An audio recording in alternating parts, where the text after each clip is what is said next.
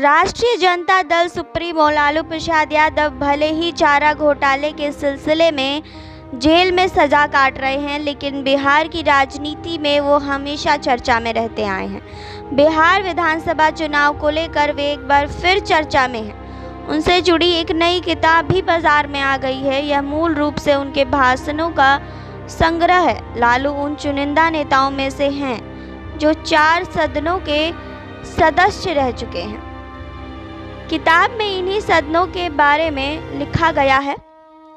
भारत के राजनेता सीरीज के संपादक संदीप कमल कहते हैं कि अगले महीने की 5 तारीख को अयोध्या में राम मंदिर का शिलान्यास हो रहा है। ऐसे में लालू प्रसाद यादव की चर्चा महत्वपूर्ण हो जाती है। किताब में लालू प्रसाद यादव के भाषण का अंश भी है, जिसमें उन्होंने कहा है कि जब देवताओं और मुस्लिम पैगंबरों के बीच लड़ाई का कोई जिक्र नहीं है, तो उनके नाम पर दोनों समुदाय में कटुता का माहौल क्यों बनाया जा रहा है।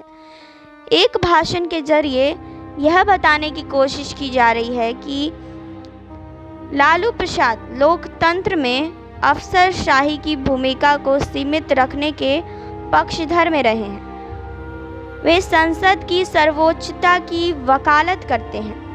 1998 में लोकसभा में दिए गए लालू के उस भाषण का भी जिक्र है, जिसमें उन्होंने राज्यपाल का पद समाप्त करने की मांग की है। उनकी राय है कि राजभवनों का राजनीतिक इस्तेमाल होता है। सभी राज्यों में केंद्र के राजदूत रहेंगे तो राज्यों की स्वायत्तता प्रभावित होगी। एक भाषण में उन्होंने कांग्रेस अध्यक्ष सोनिया गांधी को विदेशी कहे जाने का सख्त विरोध किया था। किताब में उस भाषण का भी अंश है। तो लालू प्रसाद यादव को लेकर भी कई खुलासे हो रहे हैं धीरे धीरे, क्योंकि इलेक्शन नज़दीक आ रही है और उनकी चर्चा ज़ोरों पर है। तो देखते हैं कि आगे और क्या खुलासे होते हैं, लालू प्रसाद यादव के बारे में और क्या कहा जाता है। बने रहिए हमारे साथ। नेक्स्ट 9 भोजपुरिया से सुरभि की रिपोर्ट। नेक्स्ट 9 न्यूज़ भोजपुरिया के सब्सक्राइब करी और लेटेस्ट अपडेट खातिर बेल के आइकन वाला बटन दबाएं।